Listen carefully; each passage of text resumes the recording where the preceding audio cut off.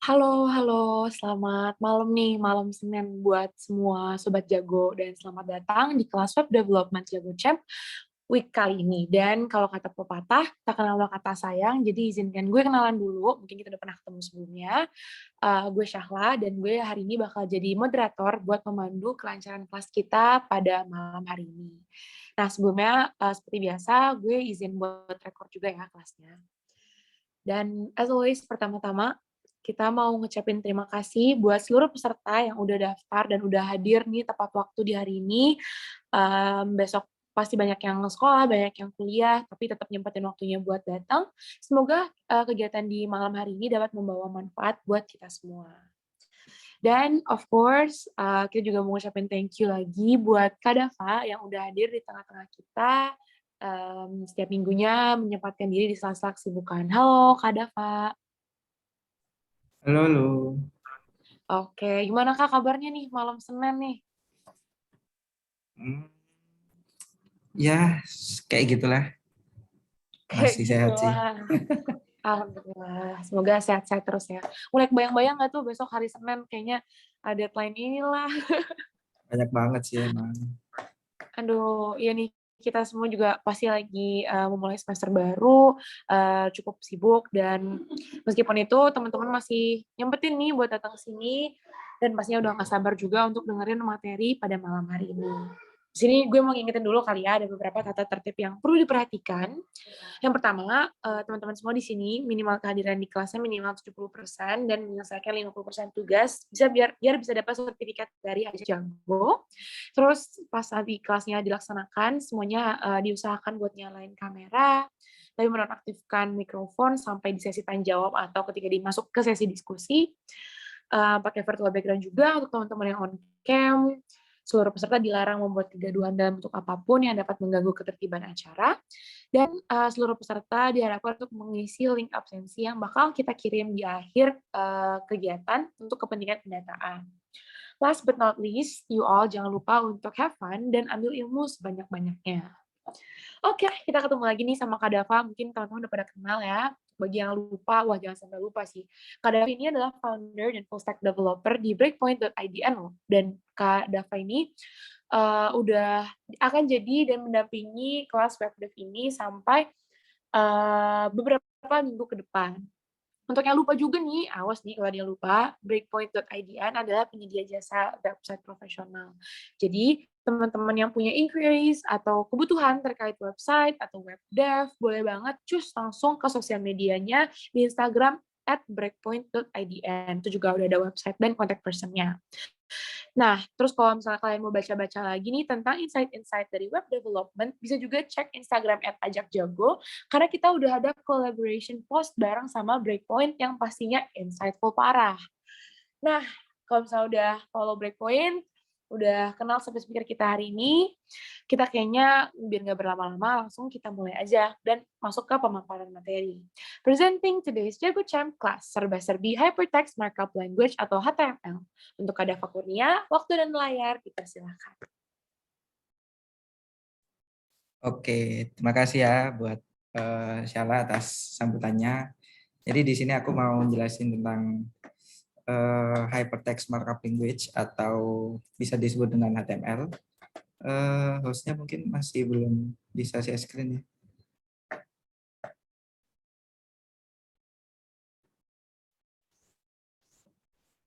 Oke, udah.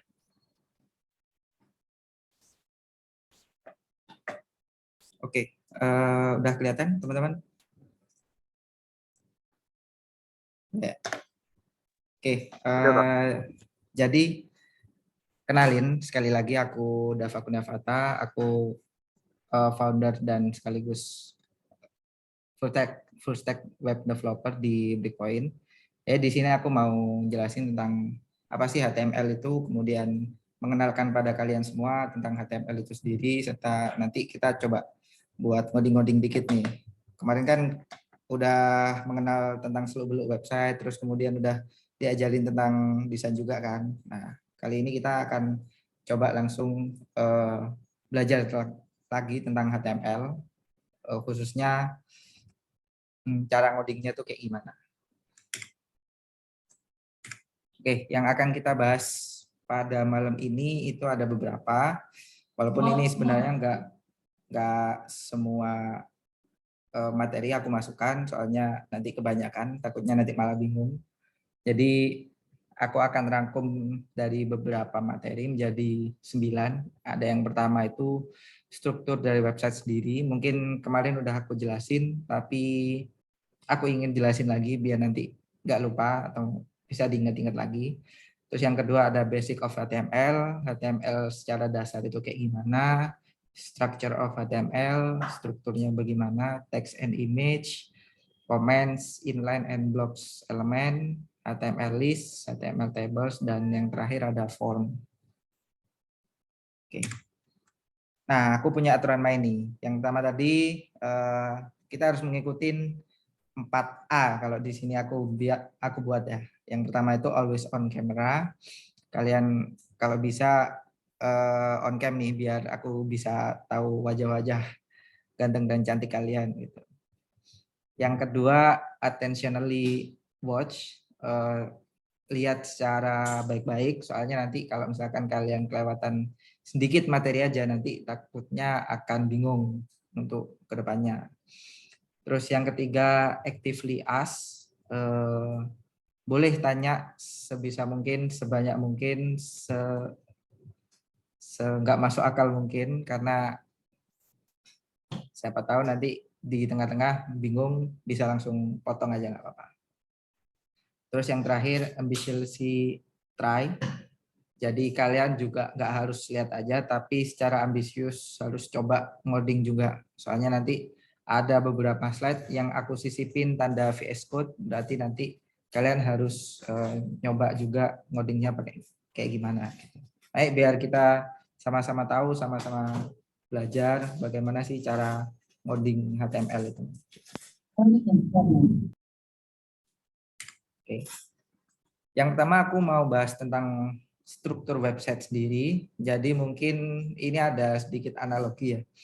Analogi dari tubuh kita, manusia, ada badan, ada kerangka, ada otot, sama ada syaraf dan otak. Nah, dari teman-teman nih, ini ada 3 bahasa pemrograman. Ada JavaScript, CSS, sama HTML. Aku pengen tanya nih, dari teman-teman mungkin bisa memasangkan nggak HTML itu analogi dari manusia bagian apa, CSS itu analogi bagian manusia apa gitu. Mungkin ada yang mau jawab? Oke, langsung aja. Baik, terima kasih Kak Dava. Menurut saya, HTML itu bagian dari kerangka sebuah website. Ibaratnya itu kayak tulang-tulangnya lah. Terus kalau CSS itu desain website untuk membuat website dilihat lebih menarik. Nah, untuk JavaScript itu atau JS itu untuk membuat website lebih dinamis dan interaktif. Ya. Oke, mantap. Makasih Akif Asmi. Ya, sama-sama. Ada Suari nggak jadi? Apa mau ingin nambahin? Sama sih, Kak. Oke. Oke, jadi benar banget nih.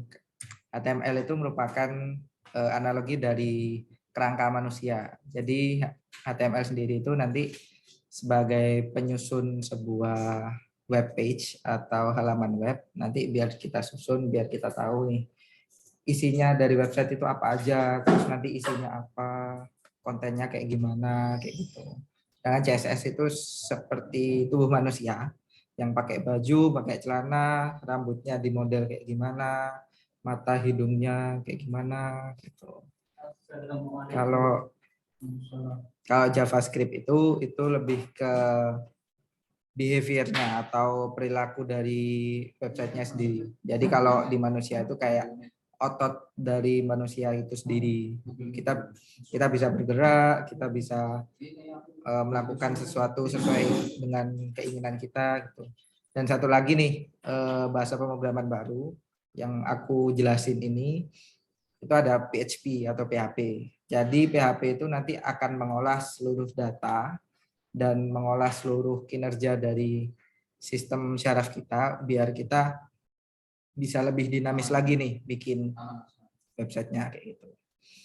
Nah, dari bahasa pemrograman ini aku pecah lagi menjadi dua bagian.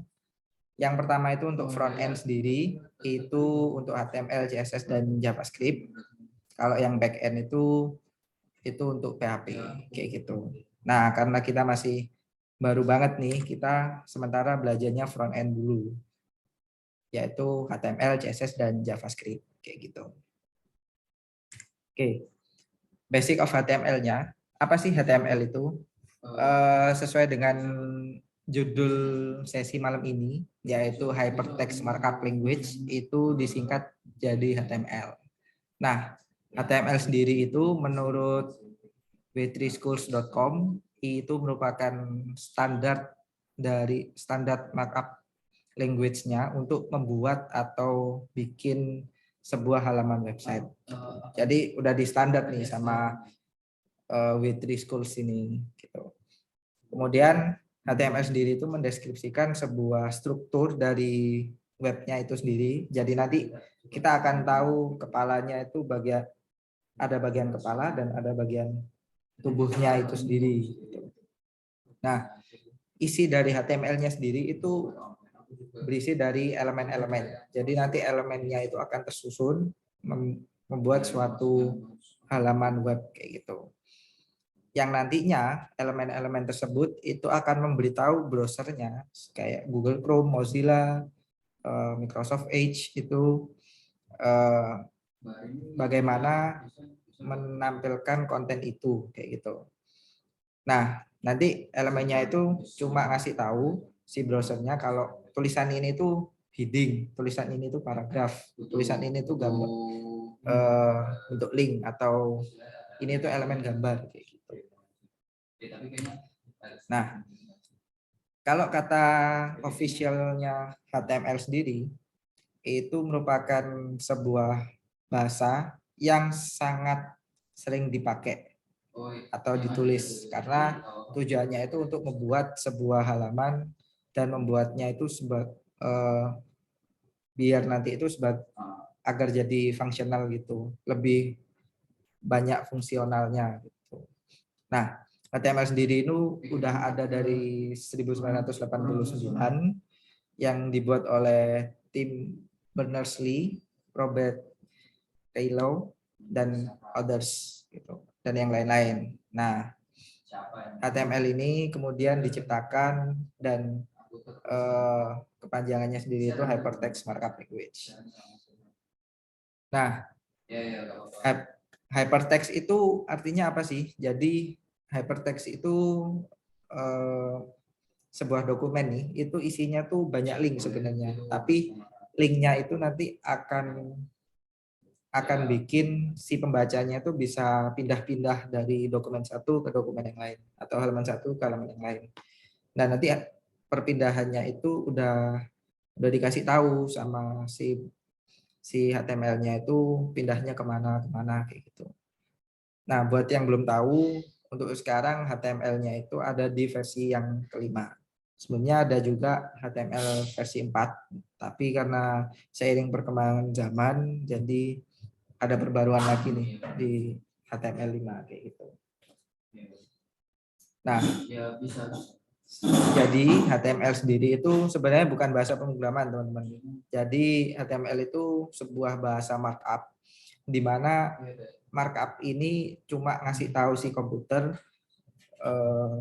teksnya ini dalam bentuk apa yang harus diproses dan dipresentasikan kayak gitu. Jadi nggak ada logika sama sekali, nggak ada perhitungan, nggak ada function kayak gitu, nggak ada. Nah, strukturnya sendiri nih. Strukturnya sendiri itu singkatnya seperti ini. Jadi yang pertama itu ada doctype HTML, kemudian ada tag HTML, ada tag head, ada tag title, body, H1, dan yang terakhir ada tag P. Nah, yang perlu kalian perhatikan adalah semua struktur ini harus benar-benar ditulis. Jadi nggak boleh ditulisnya itu cuma setengah-setengah.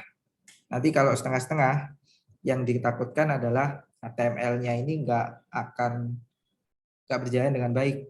Jadi nanti akan ada beberapa yang missing, ada yang nggak ketampil atau ada yang nggak apa ya, yang nggak tersampaikan, yang nggak tahu nih browsernya ini mau nampilin apa kayak gitu.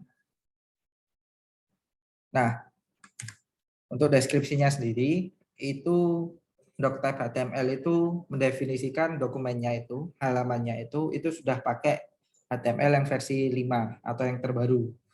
Kalau nggak ada ini berarti nanti pakai HTML versi 4 atau yang versi lama. Kemudian tag HTML sendiri itu merupakan elemen utama dari sebuah HTML, halaman HTML, yang dimana tag ini tuh harus ada, karena kalau nggak ada nanti browsernya nggak tahu yang isinya ini akan menampilkan halaman apa kayak gitu.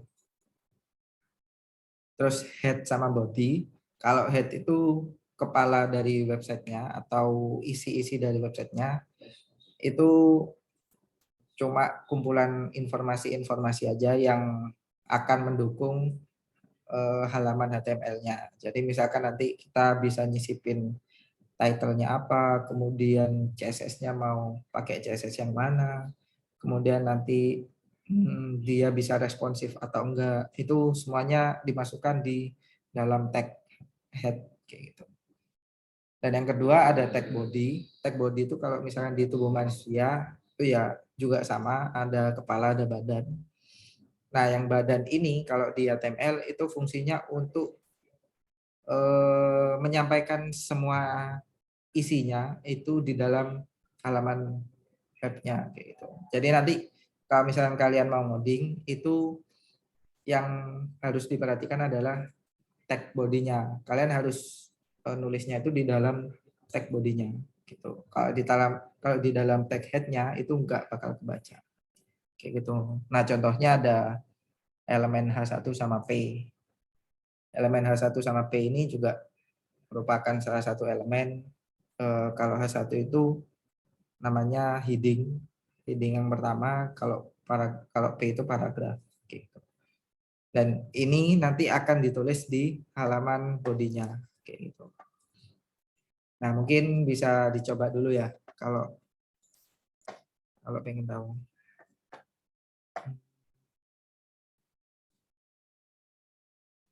Mungkin aku nyoba juga. Oke.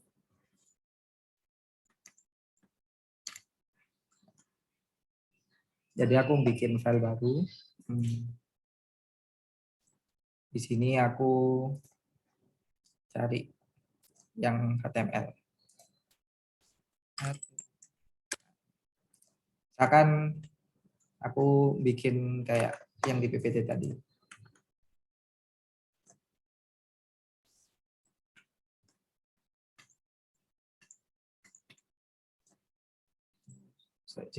Sorry.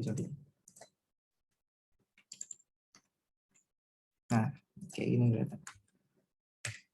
Tanda seru doctype HTML. Kemudian nanti ada tag HTML, mana ini merupakan elemen utamanya.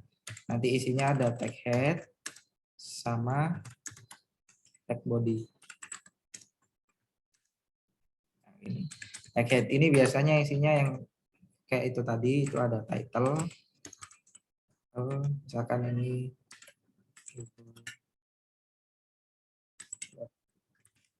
bodinya ini ada satu. Ini adalah simpan dulu di desktop aja. .html. Oh ya, jangan lupa kalau misalkan kalian menyimpan file HTML itu nanti ekstensinya harus ada .html. Kalau misalkan nggak ada nanti dia nggak bisa baca kalau filenya itu merupakan file HTML. Nah, ini coba aku buka di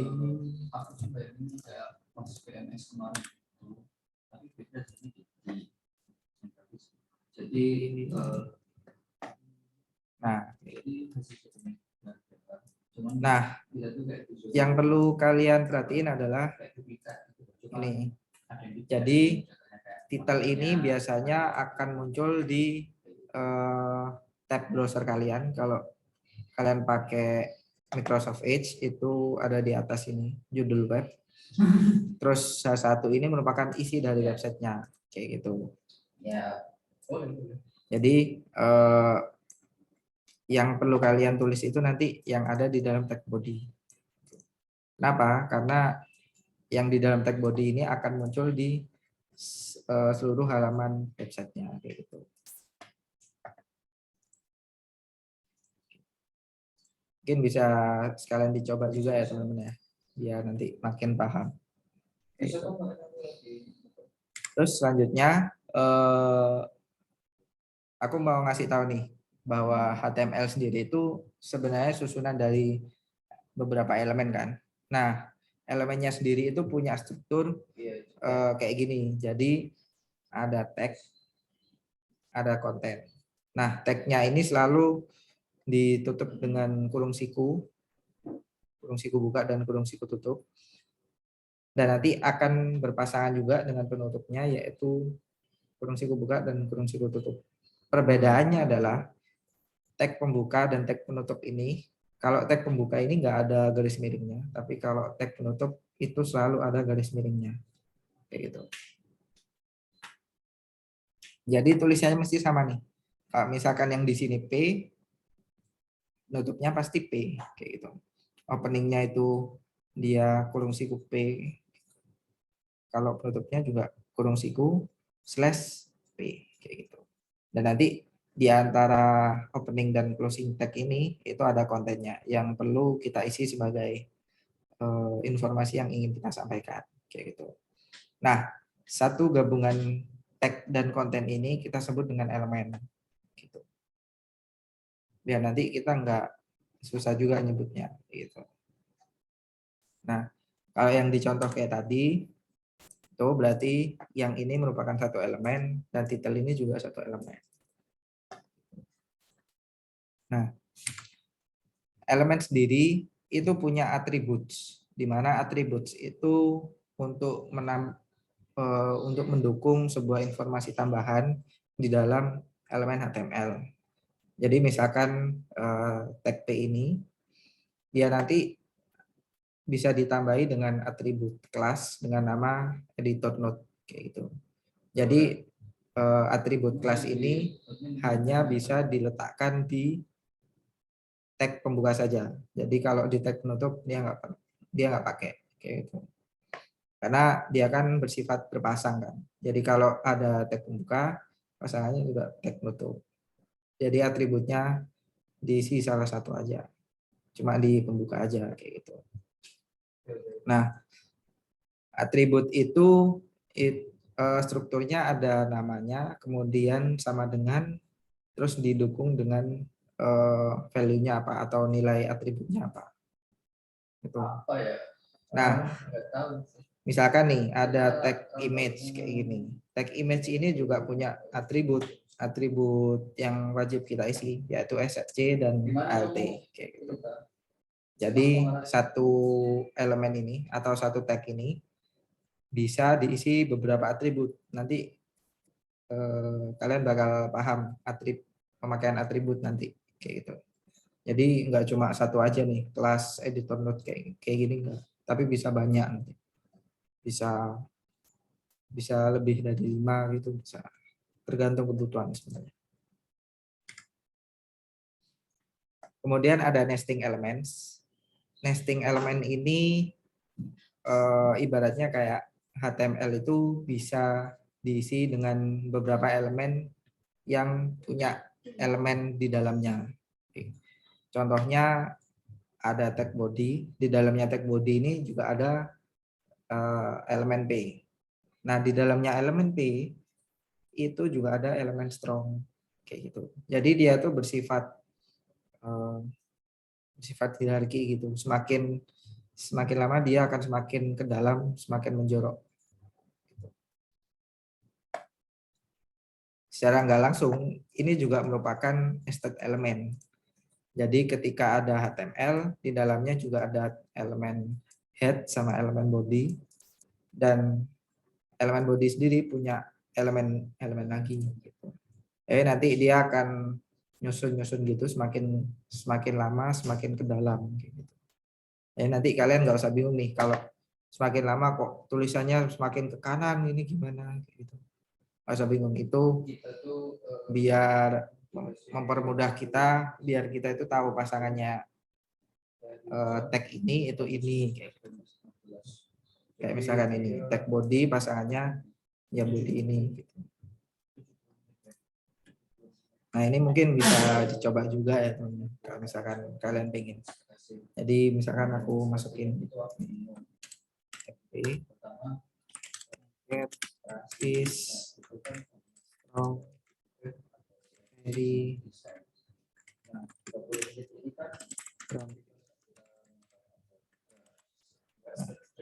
kalau misalkan kita refresh,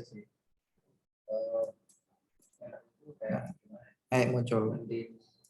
Jadi very-nya ini akan di bold kayak gini karena dia punya sebuah tag lagi di sini gitu yang membuat si tulisannya ini dicetak tebel kayak gitu. Oke, mungkin dari sini ada pertanyaan sebelum aku lanjut. Daripada bingung di tengah jalan.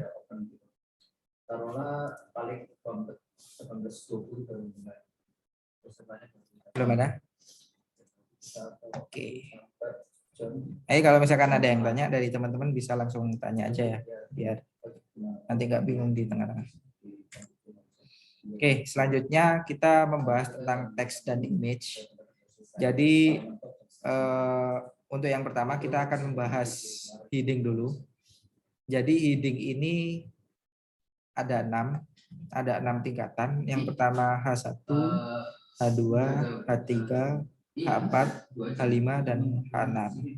Dan nanti tiap-tiap heading ini juga mempengaruhi ukuran serta hierarki dari penggunaan judul di dalam website kalian gitu. Nah, kalau semakin headingnya itu kecil, dia semakin penting karena dia mengikuti kayak misalkan tingkatan yang pertama, kedua, ketiga kayak gitu. Nah, tapi sama HTML dibatasin heading itu cuma sampai tingkat ke-6 gitu. Jadi kalau misalkan kalian pakai H7 itu enggak ada kayak gitu. Nah, kalau misalkan dicoba bisa. Ini merupakan salah satu heading kalau kalian belum sadar. Jadi kita pakai H1 itu heading yang paling utama dari HTML dan ini bersifat paling atas hierarkinya karena dia semakin penting. Nanti ada H2, nanti ada H3,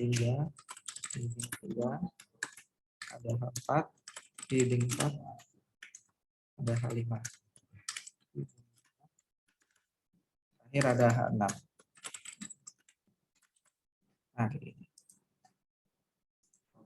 Nah, jadi kalau misalkan kalian lihat nih ada heading 2, heading 3, heading 4, heading 5, heading 6.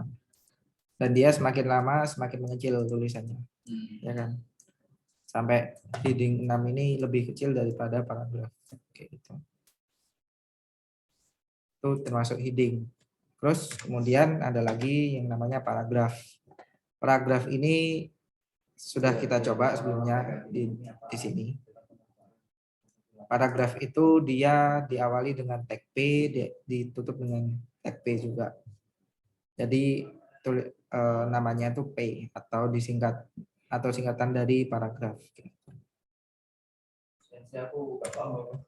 Nah, selanjutnya ada line break nih. Line break itu gimana sih? Jadi line break itu merupakan salah satu tag yang nggak punya tag penutup. Jadi dia itu cuma ada tag pembukanya aja, nggak ada tag penutupnya. Kalau kalian lihat di sini nggak ada garis miringnya kan. Dia ini membuat paragrafnya itu bisa turun ke bawah, bikin baris baru lagi. Misalkan dicontohkan, misalkan yang ini ya. My cat is very grumpy. Terus aku buat lagi di sini BR.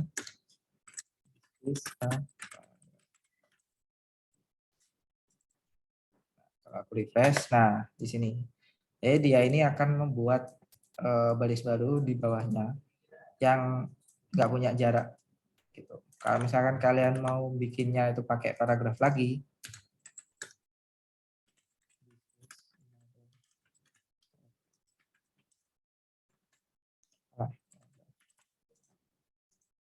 nah nanti dia akan bikin lagi baru, tapi bedanya adalah di sini dia nggak punya jarak, sedangkan kalau yang tag P yang baru ini dia punya jarak. Gitu. Jadi ada jaraknya. Itu yang membuat tag BR ini bisa dipakai untuk membuat baris baru. Terus yang kedua ada horizontal rules, itu dia cuma bikin garis lurus doang ke kanan. Yang nanti dia itu akan bikin garis memenuhi kontainernya. Kalau konteksnya ini kontainernya adalah body, kayak gitu. Karena aku buat garis baru di sini.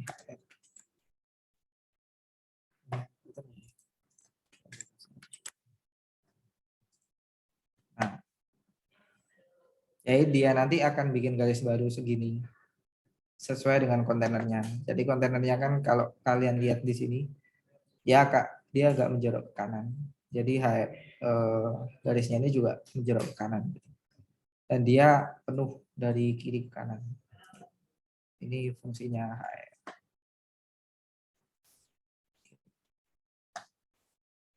Oke, selanjutnya text formatting. Nah, text formatting ini ada banyak.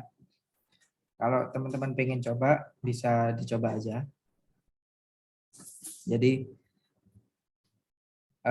ada untuk bold atau mencetak tebal tulisannya. Bisa juga pakai strong, bisa juga pakai I untuk miringin tulisannya, emphasize juga bisa. Inserted atau ins itu juga bisa. U itu untuk underline. Jadi dia bikin garis bawah gitu. Kemudian mark dia buat tandain si teksnya ini jadi kuning kalau default dari HTML-nya. Small itu bikin teksnya jadi kecil. Kalau kalian perhatiin di sini teksnya lebih kecil daripada teks-teks sebelahnya. Kemudian ada strike sama del, itu fungsinya sama untuk ngasih garis coret di tengahnya gitu. Terus yang ada dua terakhir itu subscript dan superscript. Kalau subscript itu buat pangkat yang di bawah, kalau superscript buat pangkat yang di atas. Yaitu. Mungkin teman-teman bisa langsung coba. Oh ya, ada yang resen nih. Monggo. Kak, itu apa bedanya italic sama emphasize? Karena kan itu kayaknya kelihatannya sama garis miring deh keduanya. Oke. Pertanyaan Sama kayak bagus. yang bawah-bawahnya juga itu kan ada yang mirip-mirip, cuman namanya beda. Oke. Pertanyaan yang sangat bagus. Jadi bedanya kalau kalian perhatiin di sini B sama strong itu sama, I sama M itu sama, in sama U juga sama kan. Sama strike sama del ini juga sama. Nah, sebenarnya tag-tag kayak strong, EM, ins itu lebih sering digunakan karena itu nanti akan mempengaruhi sama search engine kayak misalkan Google atau Bing kayak gitu untuk mencari suatu kata yang benar-benar di apa ya, disorot gitu. Jadi kalau strong itu dia benar-benar disorot nih. Si search engine-nya itu tahu kalau ada tag strong itu benar kata-katanya itu benar-benar disorot gitu. Sedangkan kalau bold itu cuma dia ngasih style biasa atau cuma nebelin biasa aja. I dan EM itu pun sama. Jadi EM ini yang lebih disorot. Kalau I itu dia cuma miringin aja kayak gitu. Gitu. Kalau sepengalamanku yang sudah pernah otak-atik search engine itu kayak gitu. Jadi kita bisa nih main di SEO. Kalau kalian pernah dengar, SEO itu search engine optimization. Jadi mengoptimalkan search engine untuk mencari suatu konten di dalam website kita. Nah, itu aku lebih sering pakai Strong daripada B. Itu pertanyaan bagus sekali sih dari Nada. Apakah udah terjawab? Baik, Kak, sudah. Terima kasih. Oke, sama-sama. Oke. Mungkin kalau misalkan ada teman-teman mau nyoba, bisa dicoba sekalian ya. Biar nanti tahu nih bedanya tiap elemen ini kayak gimana. Oke. Aku next. Selanjutnya ada hyperlinks. Hyperlinks ini kalau di HTML dinamakan anchor. Kalau bahasa Indonesianya itu jangkar. Jadi HTML itu punya fitur links di mana dia itu bisa mengkoneksikan satu halaman web ke halaman web yang lain gitu. Atau bisa ke website yang lain malah gitu. Links ini juga penting karena nanti akan berhubungan juga dengan fleksibilitas si websitenya sendiri gitu. Hyperlinks ini selalu diisi dengan tag A. Jadi tag pembukanya itu A, nanti tag penutupnya juga A. Gitu. Dan hyperlinks ini juga punya target, atribut target, di mana atribut target ini biasanya menspesifikan bagaimana dokumen itu dibuka. Gitu. Misalkan target itu isinya itu ada 4, ada self, ada blank, ada parent sama top, kayak gitu.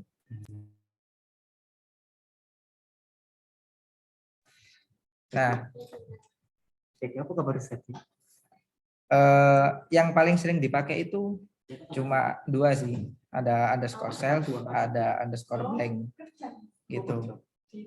Underscore self itu biasanya dipakai untuk memindah halaman, tapi dia itu masih di dalam dokumen yang sama. Jadi nanti dia itu nggak pindah tab baru lagi. Gitu. Sedangkan kalau blank itu dia pindah ke tab lain, dia akan buat tab baru. Jadi nanti tab halaman web yang sebelumnya itu masih ada gitu. Nah, kalau misalkan bingung bisa dicoba sih. Jadi aku bisa bikin tag A baru di sini. Dan personal. Aku masukin link websiteku http://dava.com. Jadi kalau dilihat di browser, dia nanti muncul kayak gini. Nah, kalau misalkan kita nggak kasih atribut sama sekali, kayak gini, nggak kasih atribut target, dia nanti defaultnya targetnya itu menggunakan underscore self. Jadi dia nanti akan pindah langsung ke linknya ini, masih dalam satu dokumen yang sama. Sedangkan kalau misalkan kita kasih targetnya ini blank,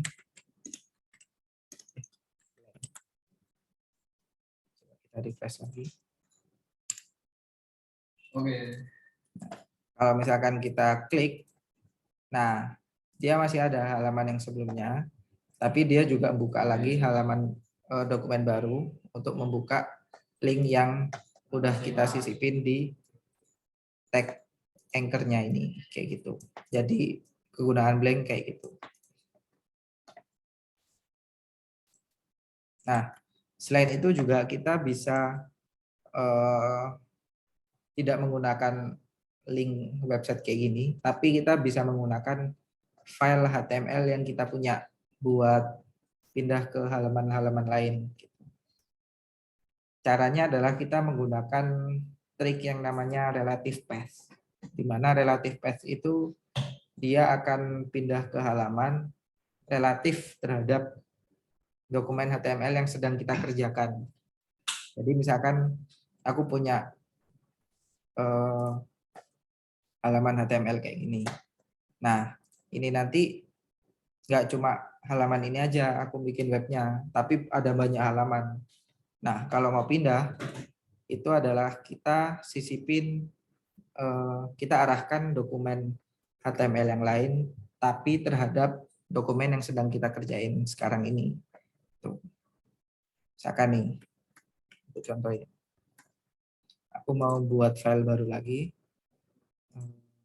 Ini aku masukin ke folder dulu ya, biar nanti nggak bingung.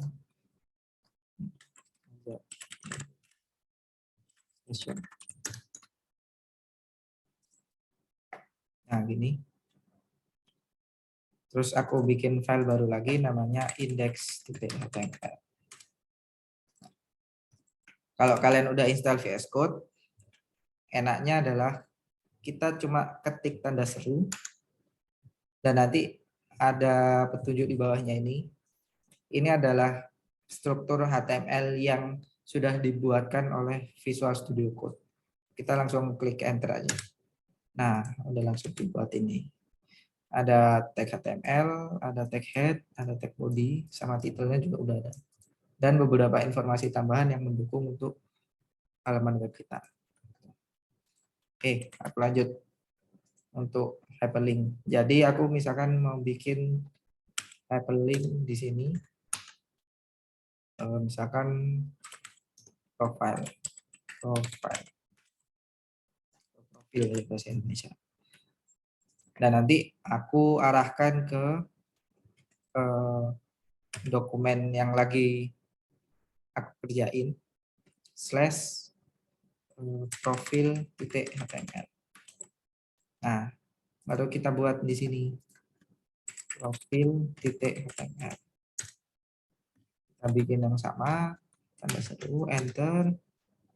Kemudian dokumennya ini diisi dengan halaman profil. Dikasih satu aja. Satu halaman.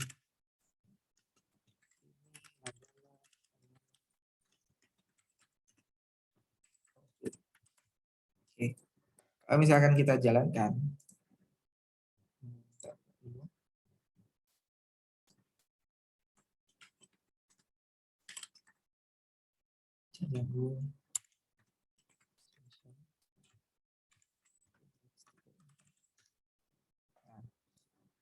di sini ada link profil. Kalau misalkan aku klik, dia nanti akan pindah. Gitu. Bisa nih kalau kalian mau pindah-pindah halaman dengan cara memindahkan halaman satu ke halaman yang udah kalian buat. Nah, kalau misalkan mau balik gimana? Bikin tag baru lagi aja untuk balik ke halaman index.html. To home. Kita balik lagi. Nah, ya lebih jelas, aku kasih satu lagi.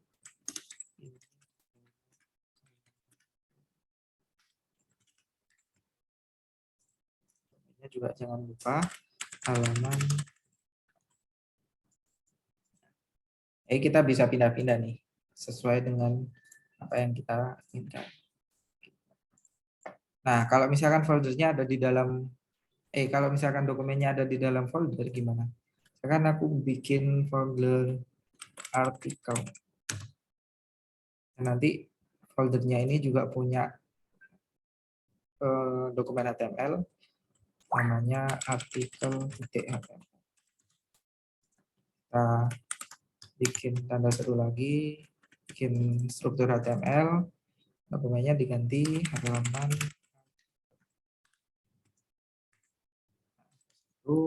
halaman artikel.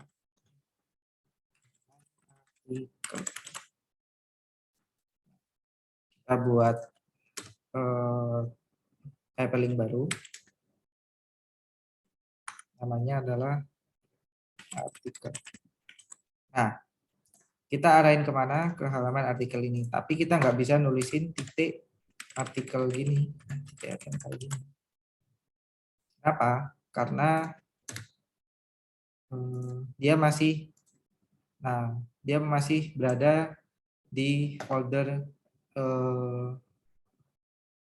utamanya ini yang lagi kita kerjakan. Sedangkan halaman artikel itu masih ada di dalam folder yang namanya artikel. Jadi kita harus masuk ke folder artikel dulu, kemudian baru kita bisa panggil file HTML-nya. Caranya adalah kita back dulu, kita tambahin nama foldernya artikel. Refresh, terus kita klik artikelnya, nah baru muncul dia.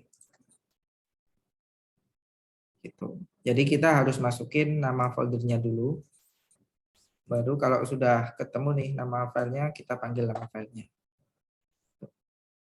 Nah kalau misalkan balik gimana? Misalkan balik lagi ke home. Nah kita nggak bisa nih nulis index.html. Kenapa? Karena kita masih ada di dalam folder artikel, di mana indeks ini nggak ada di dalam folder artikel. Jadi kita harus keluar dulu dari folder artikelnya ini. Caranya gimana? Caranya adalah titiknya ini kita tambahin satu lagi, buat dia bisa keluar dari folder artikelnya ini. Gitu. Jadi nanti dia keluar dulu dari folder, kemudian dia nyari nih, ada nggak file yang namanya index.html. Nah, kalau misalkan ada, nanti tinggal ditampilkan. Kayak gitu. Kayak gitu, teman-teman. Jadi kita udah bisa nih pindah-pindah halaman, walaupun sangat sederhana banget ya. Tapi udah bisa pindah-pindah halaman. Oke, kalau mau dicoba, bisa dicoba aja. Nggak apa-apa. Aku lanjut. Yang terakhir nih, ada gambar. Gambar ini merupakan sebuah elemen yang dibuat oleh HTML biar kita tuh bisa nyisipin gambar yang kita punya atau gambar dari web lain untuk kita sisipkan di halaman web kita. Nah, tag img ini itu merupakan tag yang cuma punya tag pembuka aja, jadi dia itu nggak punya closing tag atau tag penutup. Yang isinya adalah tag pembukanya itu ada beberapa atribut. Yang pertama ada src, yang kedua ada alt. Nah, src ini itu untuk mengspesifikkan letak dari gambar kita, entah itu dari website, entah itu dari gambar yang kita punya di folder kita, itu juga bisa. Sedangkan alt ini itu untuk alternatif, untuk memberi tulisan alternatif kalau misalkan gambarnya ini nggak bisa diambil. Jadi dia nanti kalau misalkan gambarnya nggak bisa diambil, dia nanti akan diganti oleh alternate text ini. Gitu. Nah contoh nih, aku punya sebuah gambar. Nah, aku cari dulu gambarnya.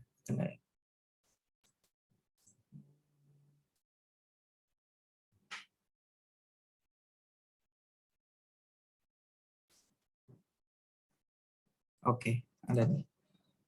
Jadi aku mau mindahin gambar dulu ke foldernya. Kalau misalkan kalian punya gambar, silakan dicari dulu. Kemudian nanti masukin ke dalam folder yang kalian buat belajar sekarang. Di sini aku udah punya logo ini, logo dari Ajak Jago. Jadi aku pengen nyisipin ke halaman index.html. Caranya gimana?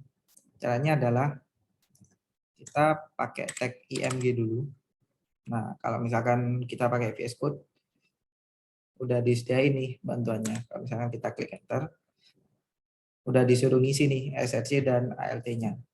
Jadi src-nya itu aku punya gambar yang namanya logo.png, alternate text-nya itu adalah logo Ajak Jago.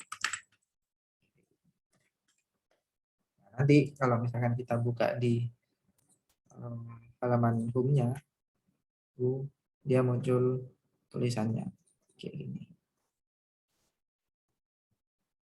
Gitu. Jadi gambarnya ini bisa dimasukkan gitu, ke dalam HTML kita.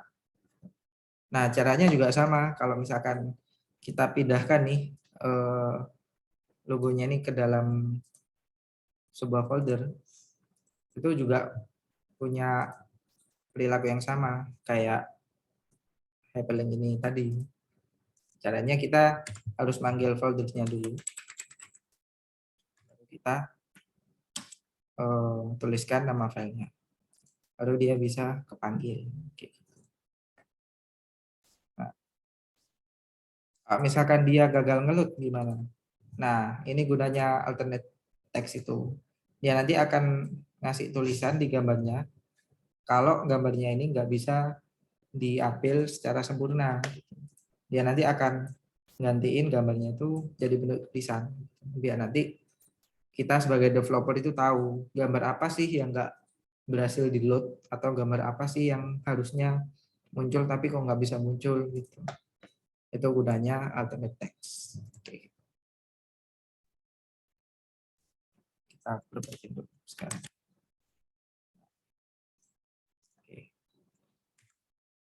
Nah, selanjutnya itu ada HTML comments, di mana HTML comments ini fungsinya ada banyak, di mana dia itu cuma sebagai catatan aja buat kita sebagai developer, biar nanti waktu kita ngoding, kita nulisin beberapa script, itu nggak bingung, ini bagian apa, terus fungsinya elemen ini apa.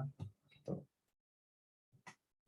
Si komen ini nggak bakal dieksekusi, nggak bakal muncul di halaman webnya. Dia itu cuma bantuan aja biar dokumen kita itu bisa kebaca lebih rapi. Dan biasanya komen itu dibuat untuk menyembunyikan konten. Misalkan aku punya HTML kayak gini ya. Misalkan aku mau nyembunyiin atau aku mau bikin catatan nih. Catatan di sini. Kurung siku, tanda seru, strip-strip. Ini adalah bagian gambar. Nah, kalau misalkan kita refresh, dia nggak akan muncul nih tulisan ini adalah bagian gambar ini. Tapi kalau misalkan kita inspect, tulisan ini tetap muncul di dalam tag di dalam file HTML kita. Jadi walaupun di inspect ini muncul, tapi dia tidak dieksekusi di halaman HTML-nya. Jadi ini cuma buat catatan aja. Kalau misalkan kalian punya deskripsi yang banyak nih, itu kalian bisa juga buat yaitu berbaris-baris. Misalkan ini adalah bagian gambar. Gambar itu pakai tag PNG. Atributnya ada src dan art. Ini juga bisa, sama aja. Dia nggak akan muncul di halaman web kita. Kalau misalkan kita hapus komennya ini, nah nanti dia akan muncul. Nah, dia akan muncul. Makanya kita kasih kurung siku tanda seru / sama / tutup kurung siku. Biar HTML-nya akan membaca ini tuh sebuah catatan aja, bukan sebuah elemen yang harus dieksekusi. Itu fungsi yang pertama. Fungsi yang kedua, kalau misalkan kalian udah ngoding susah-susah nih, udah ngoding panjang-panjang, tapi kalian ngerasa nggak cocok ini codingannya, pengen tak hapus saya, tapi kalau tak hapus nanti bisa eman gitu. Kalau kita butuh kayak sayang aja gitu. Nah, kita pakai komen. Caranya ya tinggal dikasih kurung siku tanda seru / nanti tutupnya tutup di akhirnya. Nah, nanti link artikel ini nggak akan muncul di elemennya. Linknya nggak aktif, elemennya nggak aktif, tapi dia masih ada. Suatu saat kalau misalkan kalian mau pengen kembali lagi, tinggal kalian hapus saja. Nah, muncul lagi. Tapi VS Code bisa punya apa ya, shortcutnya lah. Nanti kalian bisa pencet kontrol garis miring.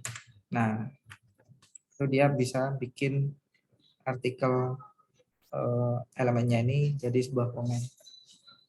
Kayak gitu. Nah, ini akan memudahkan banget sih. Kalau misalkan kalian pengen ngaktifin elemennya lagi, tinggal kontrol slash lagi. Nah, muncul kayak gitu. Oke, aku lanjut. Kemudian ada lagi tentang inline dan block elemen. Jadi elemen HTML itu sebenarnya dibagi menjadi dua. Ada elemen inline, ada elemen block.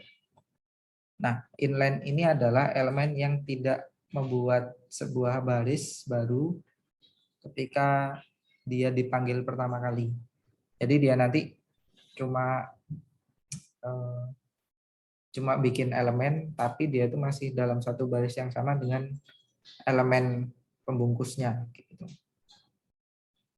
Nah, inline elemen ini cuma membutuhkan lebar yang sesuai dengan kontennya. Jadi dia nanti nggak akan melebihi lebar dari kontennya. Jadi dia tuh benar-benar pas presisi dengan kontennya itu sendiri. Contoh-contoh tagnya itu ada banyak. Nggak bisa aku sebutin di sini, kalian bisa baca sendiri aja. Karena banyak banget. Oke, lanjut. Kalau yang kedua, itu ada yang namanya block level element. Nah, bedanya kalau inline tadi, dia nggak bikin baris baru. Kalau block itu dia akan membuat baris baru ketika dia dipanggil. Nah, nanti si browser ini akan secara otomatis membuat sebuah space atau ruang kosong sebelum dan sesudah elemen itu sendiri. Nah, contohnya kalau misalkan kalian perhatiin, itu tadi nah, contohnya ada paragraf ini.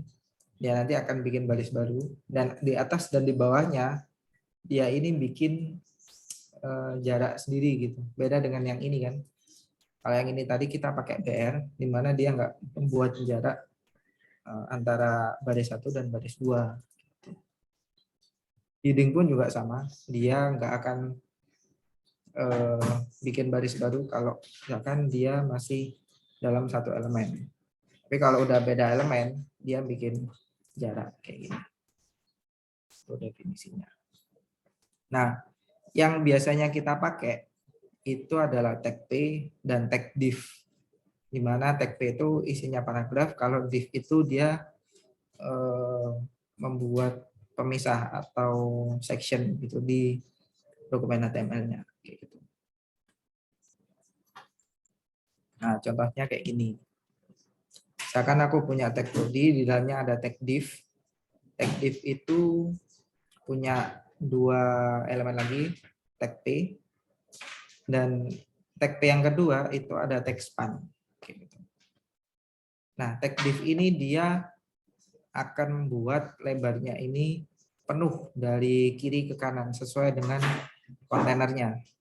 Kalau dalam kasus ini kontennya adalah body. Jadi nanti bodinya itu segini. Gitu. Dia itu penuh dari kanan ke kiri. Nggak mau tahu kontennya seberapa. Kalau dia elemen blok, ya udah penuh dari kanan ke kiri. Gitu.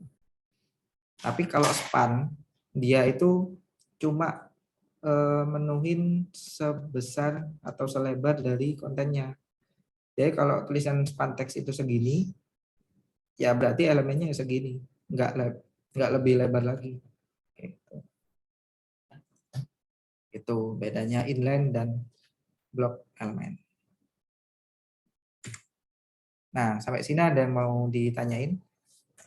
Aku sekalian ngecas laptop dulu, soalnya mau habis. Oh, yang mau tanya bisa langsung aja.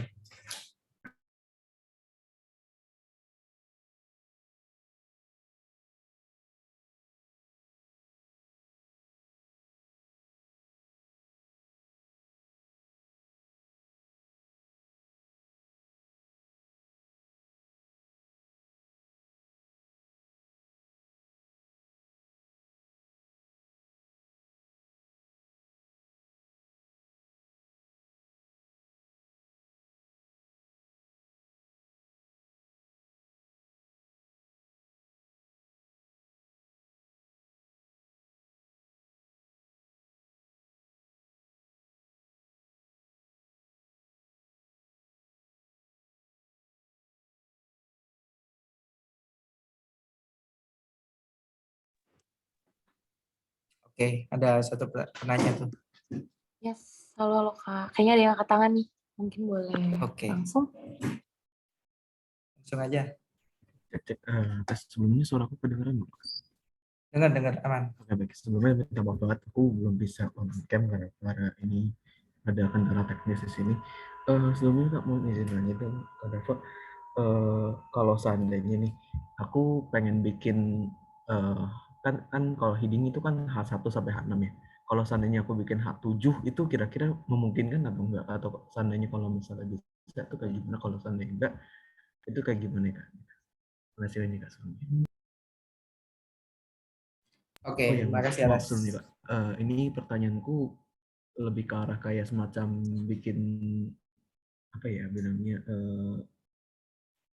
apa namanya pembungkus baru gitu. Kayak semacam tag baru sorry. Oke. Jadi kamu pengennya bikin tag HTML baru gitu ya, yang misalkan Iya, Kak. heading 7 gitu ya. Oke.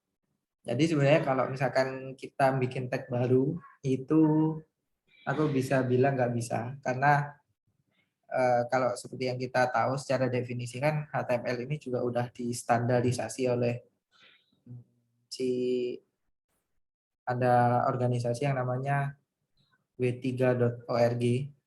Itu organisasi yang mengurusi semua perkembangan website dari zaman ke zaman. Jadi kalau misalkan mau bikin tag baru ya heading 7 kayaknya nggak bisa. Karena HTML sendiri itu udah dibuat sampai heading 6 dan itu pun juga jarang banget yang aku temuin sampai heading ke 6 itu juga jarang. Paling yang banyak itu kalau heading 7 itu nanti kita bisa definisiin sebagai tag P atau tag H6 tapi kita modif kayak bisa dibuat kayak yang lebih kecil dari H6 tulisannya itu juga bisa. Tapi balik lagi elemen yang bisa dipakai itu cuma sampai H6 aja. Selebihnya itu mungkin proses modifikasi stylingnya aja sih kayak gitu. Apakah menjawab? Baik, Kak Dava. Berarti kalau boleh aku simpulin berarti apa tuh tag baru itu dengan adalah caranya memanfaatkan tag-tag yang udah ada ya Kak ya. Tinggal kita atur seperti yang kita mau desainnya style gitu-gitu ya. Benar kayak gitu. Jadi kalau misalkan kamu bikin judul yang lebih kecil hierarkinya itu ya udah tinggal di styling aja sih menurutku. Karena search engine pun juga nggak bakal nyari sampai sedalam itu. Paling mentok ya juga sampai heading ke 6 itu juga udah jarang banget sih nyarinya.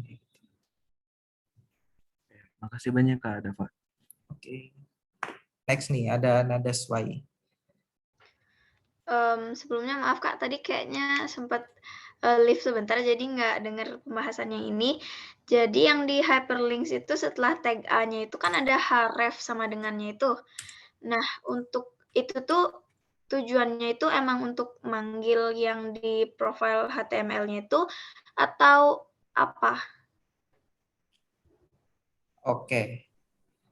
Mungkin aku sedikit ngulangin lagi ya kalau masalah hyperlinks ini. Jadi hyperlinks itu diawali dengan tag A, ditutup juga dengan slash tag A. Dan di dalam tag A itu ada satu atribut wajib dan satunya itu enggak wajib. Yang wajib itu adalah href, di mana href itu kalau misalkan kalian tadi udah lihat yang image itu juga sama untuk memanggil sumber atau alamat yang perlu kita gunakan untuk perpindahannya itu. Jadi kalau misalkan di dalam contoh yang ini itu ada /profile.html. Jadi nanti link yang namanya profile ini ketika diklik dia akan pindah ke dokumen profile.html gitu. Misalkan di contoh yang udah kita buat tadi. Ini juga udah ada yang namanya profil.html. Nah, kita juga udah bikin juga halamannya. Itu juga ada H1 dan ada link juga buat balik ke index.html. Nah, profil.html ini itu diarahkan ke dokumen profil.html di mana letaknya itu relatif sama dengan index.html. Gitu. Jadi dia masih dalam satu folder yang sama dengan index.html, makanya ada titik slash kayak gitu. Misalkan diklik, dia juga masih bisa pindah. Kayak gitu sih. Apakah menjawab? Berarti href-nya ini benar-benar harus ditulis ya Kak ya? Ya, benar harus ditulis. Wajib banget. Oke, terima kasih Kak. Oke, sama-sama. Ada lagi? Boleh guys, boleh guys. Atau yang nggak bisa lagi nggak bisa on mic, bisa di chat juga. Aku baca juga kok yang di chat. Nah, kalau ada chat masuk, langsung aku baca. Nah, kalau malu-malu langsung PC personal aja. Oh, itu ada. Oh, ini ada nih yang raise hand. Mungkin boleh langsung. Maaf Kak, tadi balik ke slide sebelum nesting elements kan kakaknya sempat ngetik editor code gitu ya. Nah itu bentuknya kayak gimana saat di browser?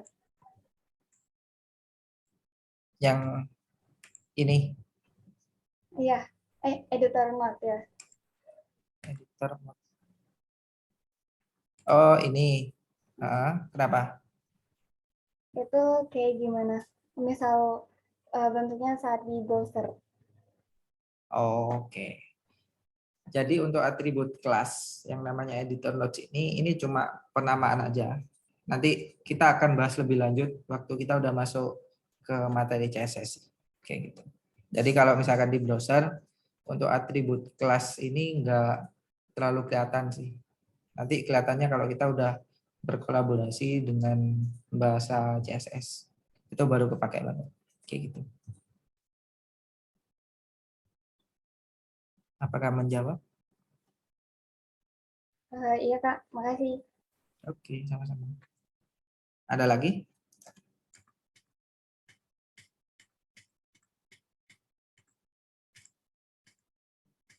Nggak usah sungkan-sungkan, guys. Nanti Tuh, daripada mau pendek. bertanya sesat di jalan kan katanya. Nggak ada, aku lanjut nih. Aku lanjut aja ya. Oke.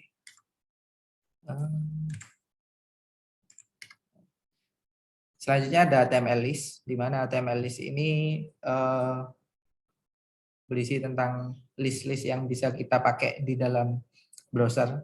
Jadi kalau misalkan kita punya list-list, misalkan list belanjaan atau list tugas gitu, itu kita bisa sisipkan juga di dalam HTML.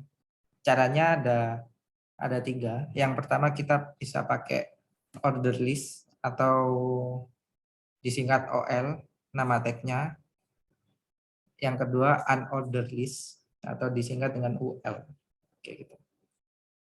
Nah, tipe-tipe dari OL sendiri itu ada 5. Ada angka 1, ada huruf A gede, A kecil, I gede, I kecil. I ini biasanya buat angka Romawi sih. Kayak gitu. Kalau A ini buat A, B, C, D, E, F kayak gitu. Kalau 1 ya 1, 2, 3, 4 seterusnya. Nah, penggunaannya kalau di HTML itu kita pakai tag OL dulu. Kemudian kita sisipin juga tipenya apa. Nah, kalau nggak pakai atribut type ini, itu secara default HTML-nya akan mencetak tipe yang angka. Nanti angka 1, 2, 3, 4 gitu. Kalau misalkan kita pakai atribut type ini, kita bisa sesuai dengan keinginan kita. List itu mau pakai huruf atau Romawi atau angka. Nah, di dalam OL ini ada elemen LI, namanya tuh list item. Jadi kita masukin nih item-item daftar kita itu dimasukin, biar nanti kita bisa bikin list-listnya. Gitu. Yang kedua itu ada unordered list, tapi yang membedakan di sini untuk mengganti tipe listnya itu kita pakai CSS gitu. Dan kita masih belum belajar CSS, jadi mungkin bisa kita bahas lebih dalam di pertemuan selanjutnya aja. Tapi yang jelas untuk tipe-tipenya itu ada 4, ada yang namanya disk. Disk itu dia nanti bundar penuh. Kalau circle itu kayak gini, dia bulat tapi tengahnya kosong. Kalau square itu dia bentuknya kotak hitam. Kalau non nggak ada bulatannya sama sekali. Strukturnya sama, ada tag UL, di dalamnya nanti ada beberapa tag LI. Oke. Gitu. Selanjutnya ada lagi yang namanya description list. Nah, description list ini itu biasanya digunakan untuk mendeskripsikan suatu definisi. Biasanya kalau ini tuh di kamus-kamus gitu atau di jurnal atau di buku-buku kayak gitu. Ini kepake banget di artikel-artikel gitu. Nah, strukturnya itu ada DL. DL itu kepanjangannya description list. Kalau DT itu kepanjangannya description term atau istilahnya itu namanya apa. Kalau DD itu deskripsinya apa. Misalkan yang coffee ini.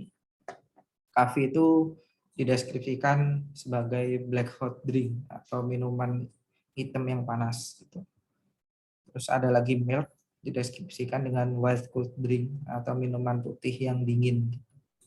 Nah, nanti bedanya adalah di tag DD ini itu nanti akan ada jarak gitu menjorok ke sebelah kanan. Biasanya kan kalau di buku-buku suka gitu kan, apalagi di buku yang kalau di buku kuliah sih biasanya di appendix. Jadi ini kepake banget kayak gitu. Itu untuk yang list. Kemudian ada lagi table. Table ini sama kayak di Excel biasanya ada baris kolom. Cuman di HTML ini kita pakai beberapa tag di mana tagnya ini ada yang harus ada yang nggak harus ada. Contoh yang harus ada itu adalah tag table. Di mana tag table ini cuma buat pembungkus dari HTML-nya kalau kita itu lagi bikin tabel. Kita itu ngasih tahu kalau kita itu lagi bikin tabel. Makanya kita butuh tag table. Ada T-head, ada T-body, T-foot, itu semuanya nggak harus ada. Karena T-head itu artinya cuma ngasih tahu si browsernya tuh ini tuh cuma bagian header. Kalau T-body itu bagian isinya. Kalau T-foot itu biasanya buat judul-judul tapi yang di bawah biasanya. Nah, yang wajib ada itu adalah TR, TH, sama TD. TR itu dia akan membuat sebuah baris. Jadi kalau tabel itu kan barisnya horizontal gini kan. Nah, nanti kalau ada beberapa TR berarti nanti ada beberapa baris. Gitu. Kalau TH itu cuma mendeskripsikan selnya ini bentuknya judul dari kolomnya itu. Kalau TD berarti isi datanya itu apa. Terus selanjutnya ada caption. Caption itu cuma ngasih caption di tabelnya, biasanya di atas dari tabelnya. Call group sama call ini cuma buat ngegroup suatu kolom atau suatu baris kayak gitu aja. Nggak perlu diperhatiin juga, nggak apa-apa. Karena jarang dipakai. Sederhananya, strukturnya itu kayak gini. Jadi ada table. Tag table ini akan membungkus dua elemen TR, di mana masing-masing itu ada elemen TH sama TD. Yang nanti isinya itu adalah kayak gini. Jadi TH ini judulnya, ada name, age, sama country-nya. Kalau TD-nya ini datanya. Datanya apa?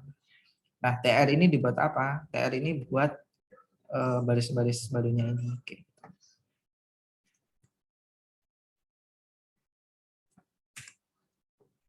Kalau misalkan kalian pengen mengaplikasikan tag-tag yang tadi aku sebutin tadi, itu kayak gini.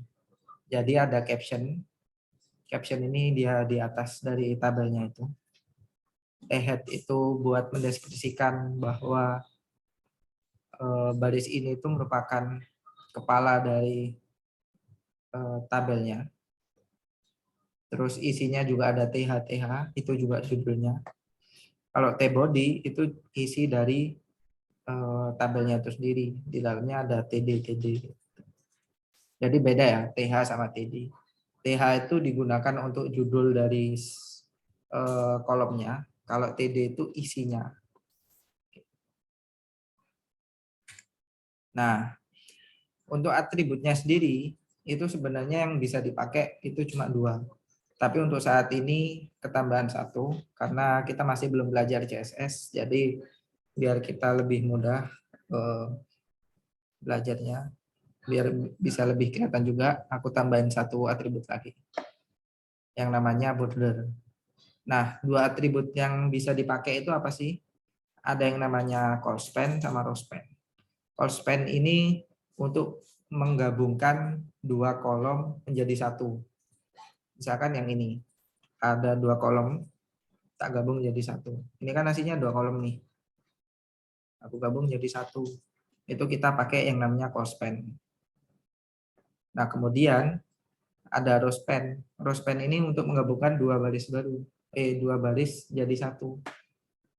Nah, kalau misalkan dilihat di sini, ini kan ada 2 baris nih. Aku gabung jadi 1 sel. Kayak gitu.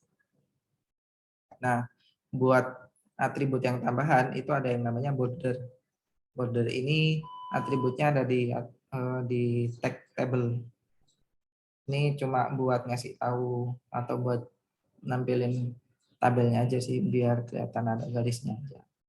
Tapi aku saranin nggak ditulis di sini karena akan lebih baik kalau bordernya itu dibuat di dalam CSS.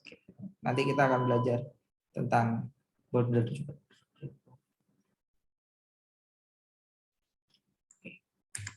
Nah, aku punya mini games nih. Kalau misalkan kalian bisa, mungkin bisa dicoba dulu.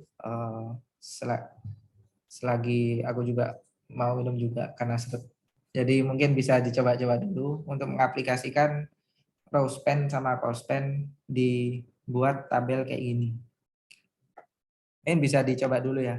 Kita kasih waktu 5 menit, 10 menit. Nanti sekalian mungkin ada teman-teman yang mau minum juga bisa. Oke.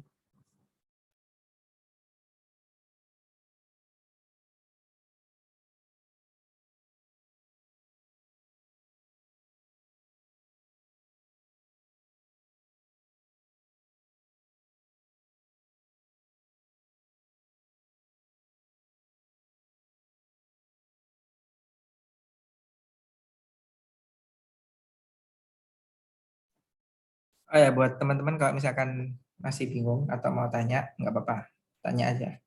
Selagi ngerjain juga.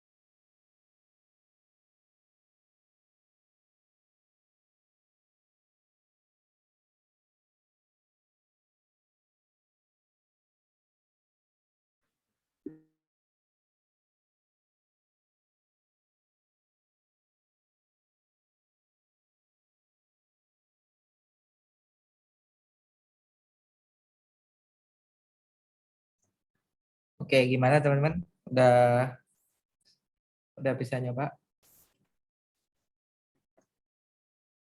Ada yang udah bisa?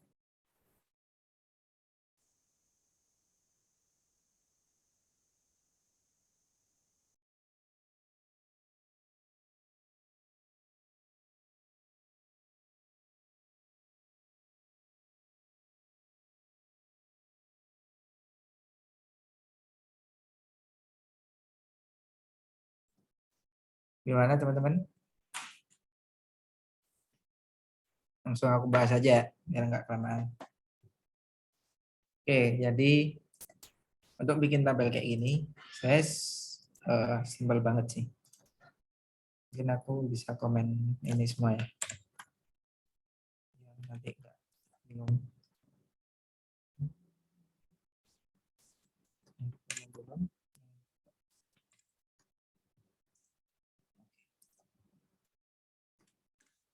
Oke, yang pertama kita bikin dulu tag tabelnya dulu. Kemudian di tabelnya ini ada TR, TR-nya ada TD, TD-nya ada angka 1 sampai 1.1 sampai 1.4. 1, 2, 3, 4. Oke. Kalau udah, aku bikin lagi baru yang ini aku ganti jadi 2. Terus bikin lagi baru hanya jadi 3. Oke. Bikin lagi 1 jadi 4. Jadi ya kita nanti bikin 4 tabel kayak gini. Kurang bordernya ya. Bordernya kita kasih 1 biar kelihatan kalau ada bordernya. Oke, yang mau kita gabung adalah yang 2.2, 2.3, 3.2, dan 3.4. Oke, yang pertama kita gabung dulu 2.2 sama 2.3-nya. Ini. Caranya pakai apa? Caranya adalah pakai call span. Call span 2 kolom. Jadi call span ini kalau kita pakai itu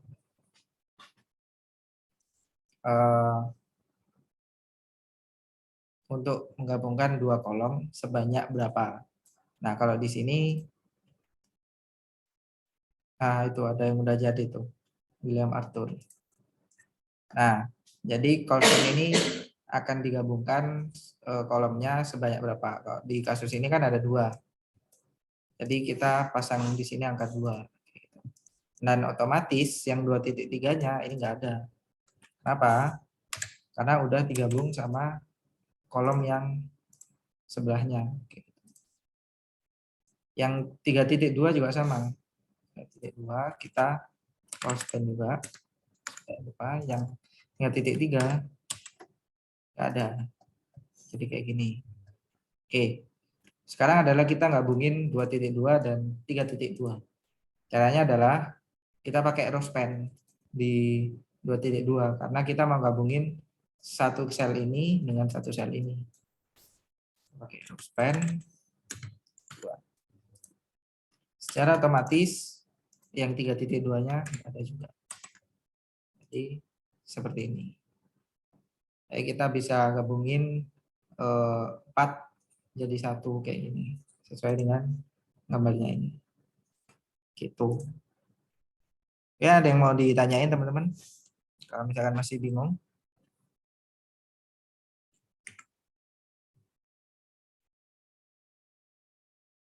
Atau dilanjut?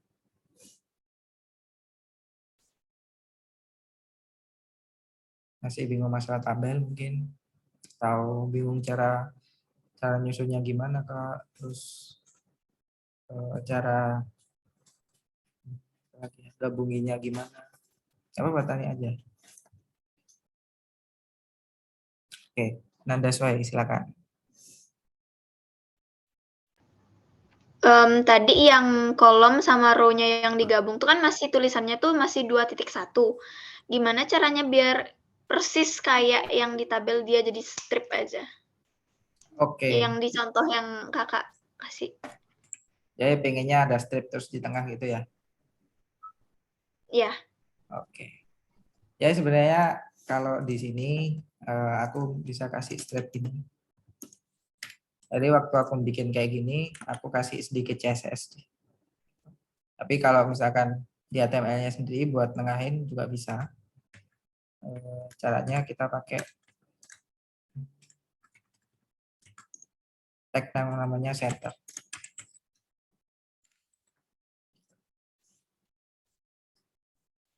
Nah, gini.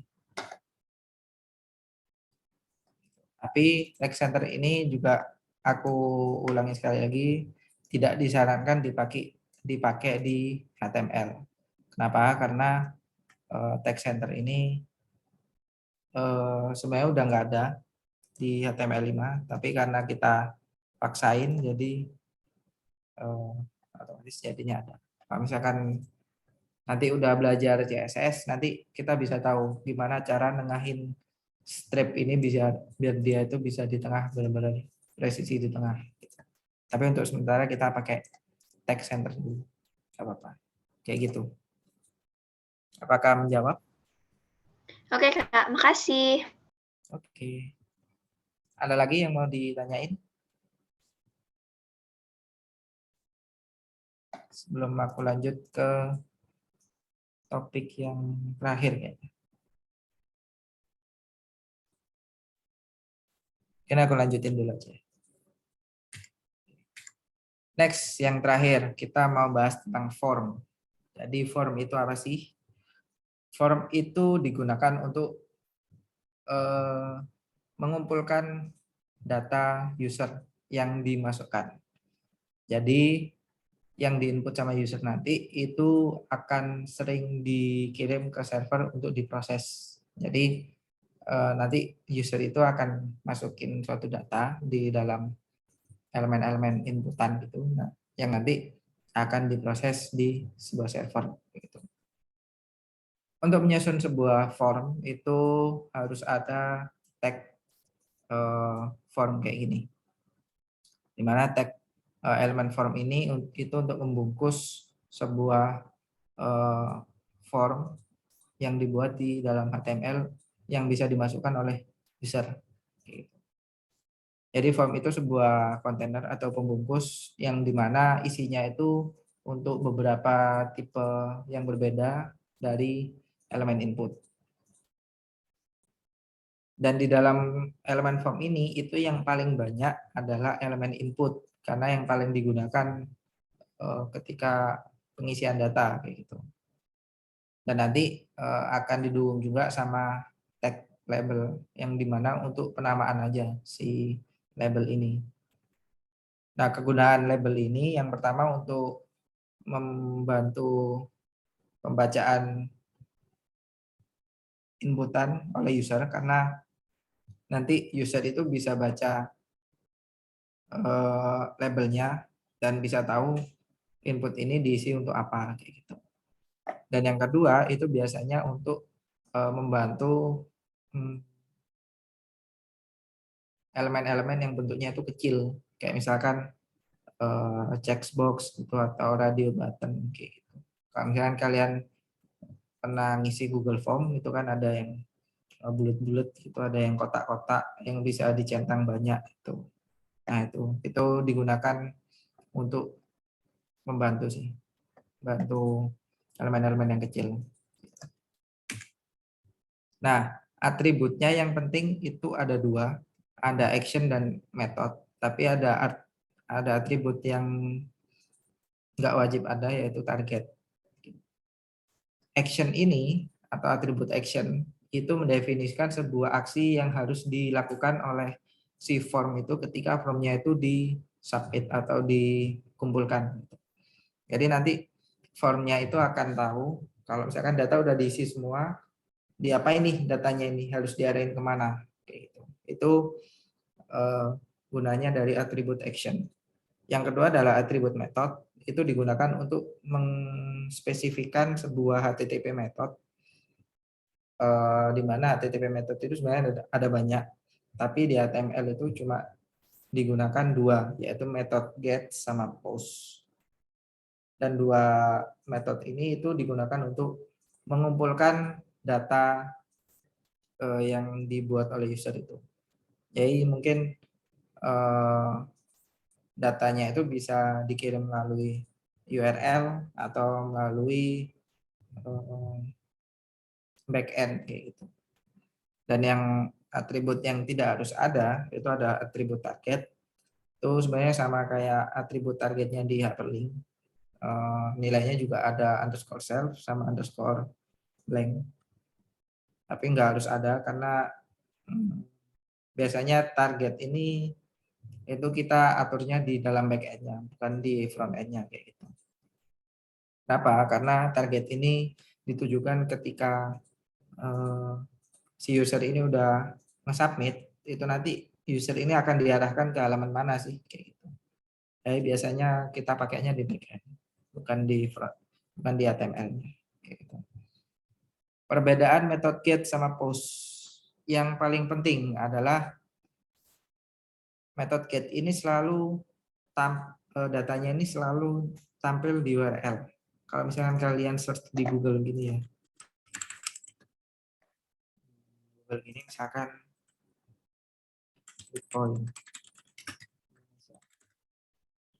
Nah, yang di URL sini ini semuanya adalah method get. Nah, ini semuanya method get. Kenapa? Karena diawali dengan tanda tanya ini. Dan actionnya ini adalah action search kayak gitu. Jadi metodenya itu method get.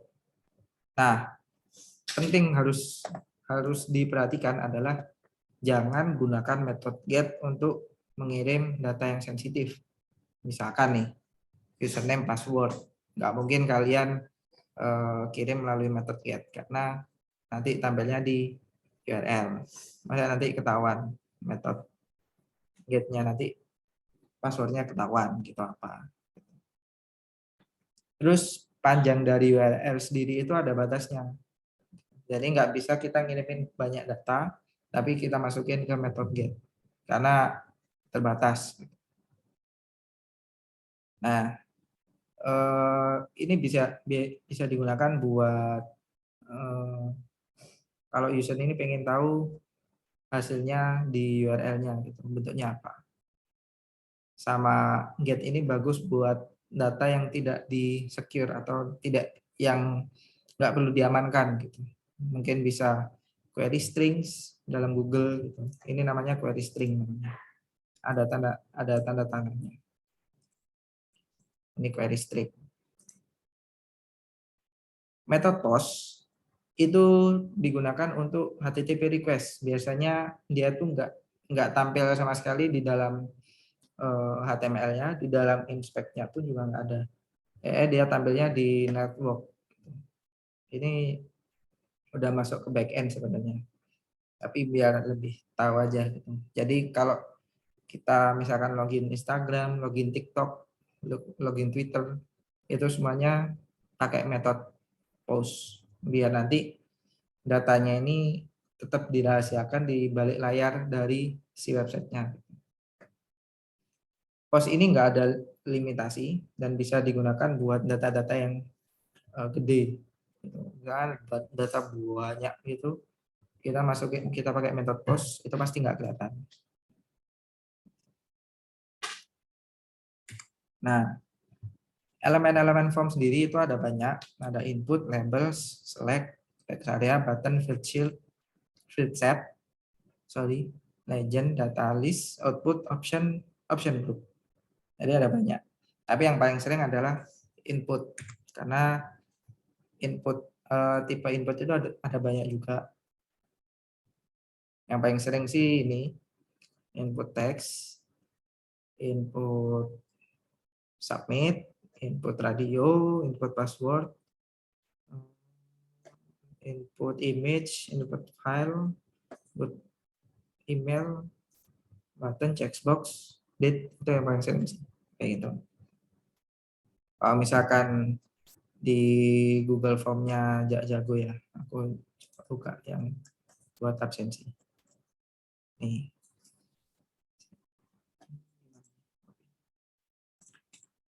Nah, kita kupas satu-satu nih di dalam formnya Google Formnya adanya Bu. Jadi ini adalah input select namanya. Kalau yang ini adalah input text dan ini adalah input file kayak gitu. Kalau misalkan input radio itu biasanya dia bulat-bulat gitu. Jadi dia cuma sekali klik aja. Kalau input checkbox itu centang. Nah, contohnya strukturnya kayak gini. Jadi ada tag form. Di dalam tag form itu ada atribut action sama method. Actionnya ini setelah formnya ini disubmit, dia disubmitnya ke mana sih, diproses di mana sih datanya, dan metodenya ini metode apa gitu. Nah, di dalam formnya ini ada label sama input. Nah, labelnya ini cuma buat namanya aja, input ini buat masukin datanya kayak gitu. Sama nanti ada input bertipe submit itu buat ngumpulin datanya. Oke.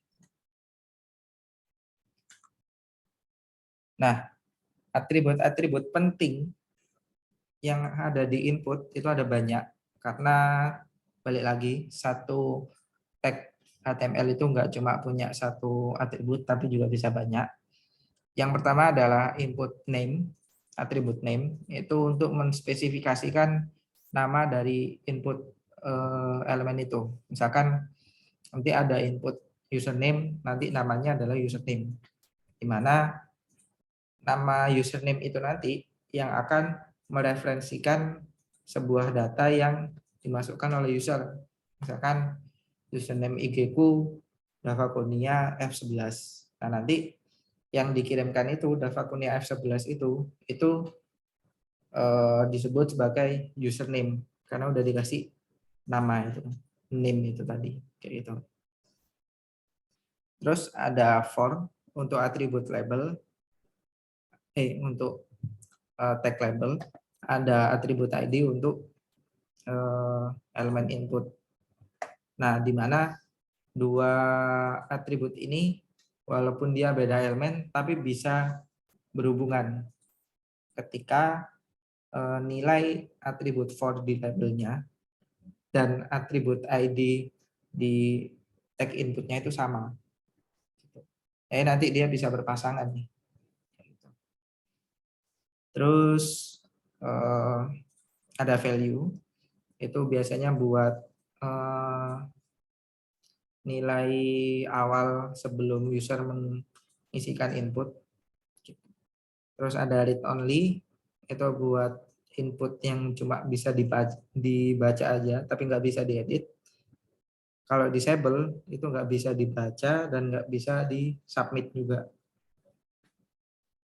Min dan max atribut itu buat minimum dan maksimum values yang biasanya digunakan untuk input types-nya itu number, range, date time local, month, time, sama week.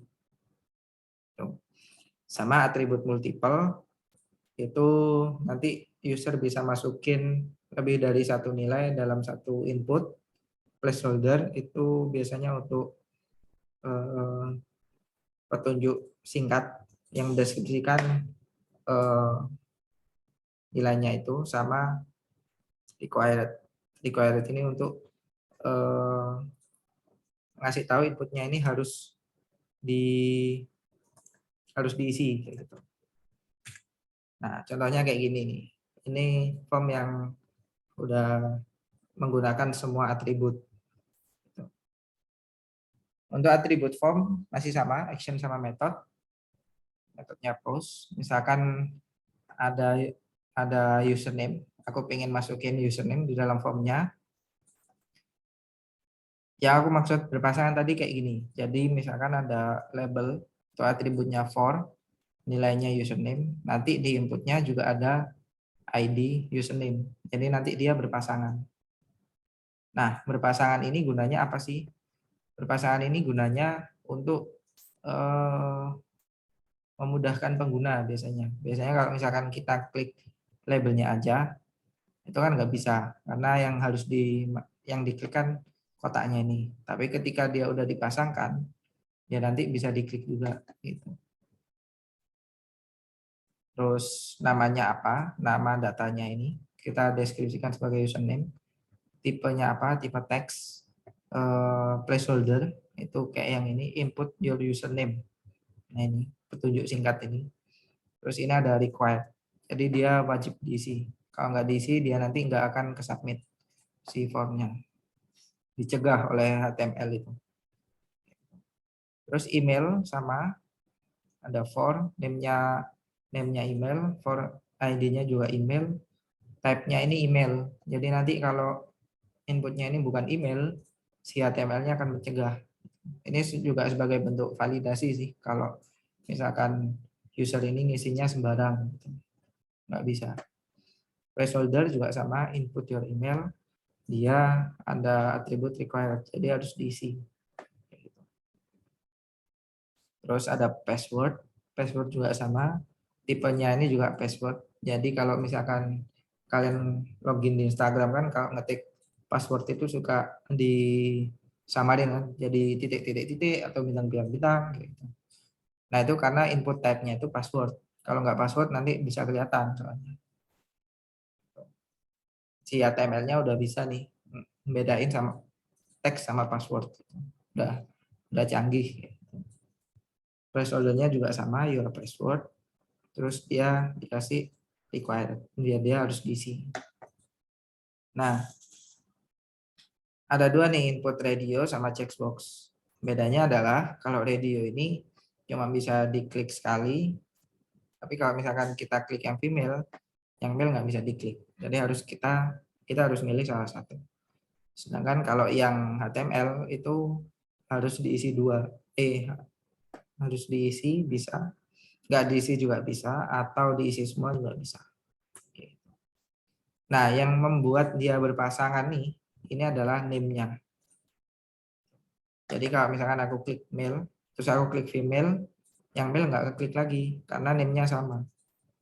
Si HTML udah otomatis tahu nih, kalau input radionya ini cuma harus milih salah satu, nggak boleh banyak.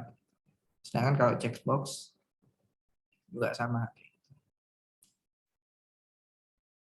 Terus yang terakhir ada tipe submit, kayak gitu.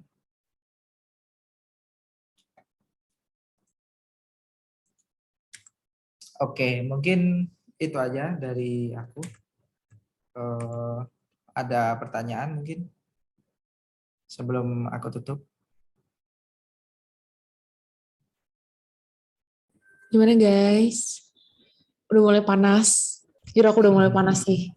Laptopnya panas, akunya panas. Jadi ya, yang lain gimana nih? Ada yang mau tanya nggak?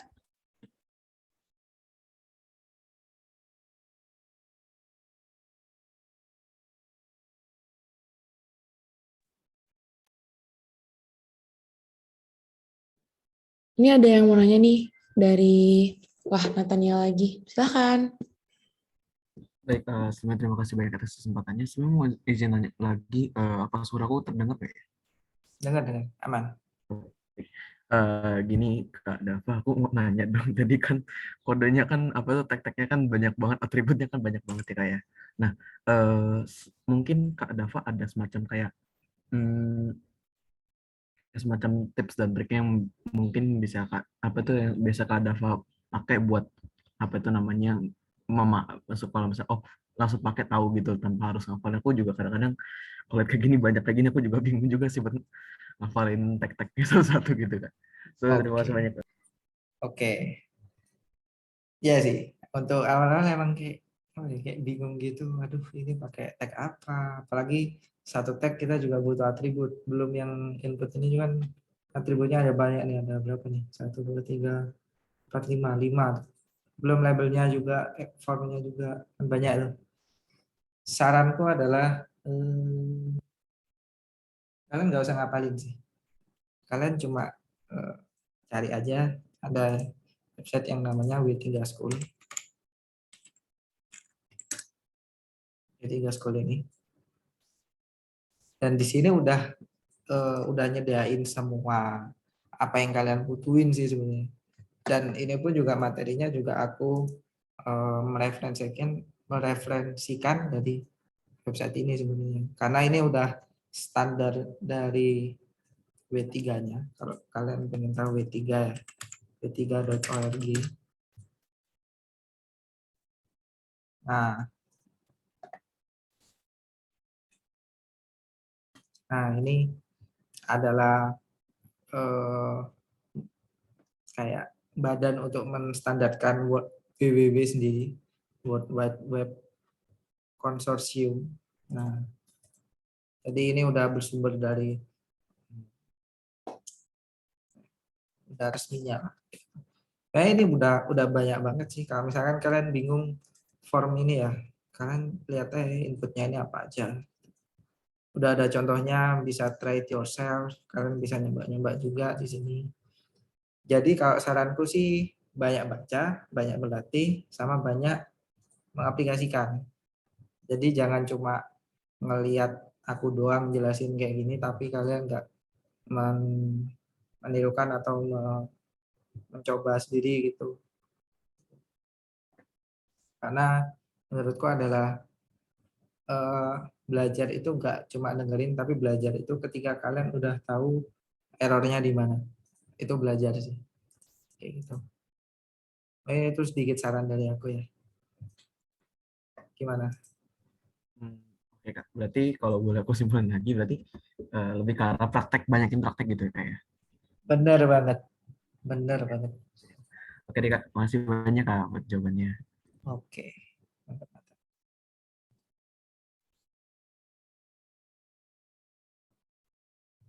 Ada lagi mungkin yang lain?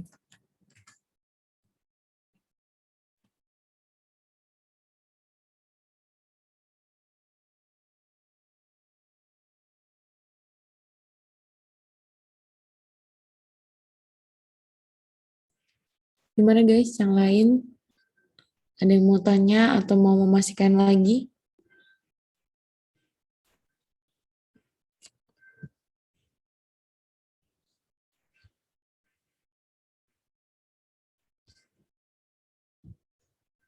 Oke, kayaknya udah nih Kak dari teman-teman yang mau nanya. Boleh dong teman-teman kita kasih tepuk tangan virtual buat Kak Davo dan kita semua karena kayaknya udah beberapa mulai panas. Gue udah mulai panas. Dan untuk Kak Dava, thank you banget Kak buat materinya, benar-benar dijelasin dari awal banget, bahkan sampai divisualisasikan pakai badan orang ya. Sampai terakhir bikin tabel, ya tabel aku gak berhasil, tapi gak apa-apa, bisa dicoba lagi. Terus tadi kita udah belajar benar-benar dari awal banget, dari yang gue juga gak ngerti HTML atau apa, sampai udah bisa sampai ke input masing-masing untuk baris per barisnya. Dan untuk teman-teman yang udah nanya, teman-teman yang udah dengerin sampai akhir, ataupun teman-teman yang tadi beberapa udah izin karena ada kegiatan, jangan lupa buat isi absensi. Abis ini akan kita kirim link absensinya. Dan untuk teman-teman semuanya, thank you for coming dan udah menyempatkan waktunya di sini bareng-bareng.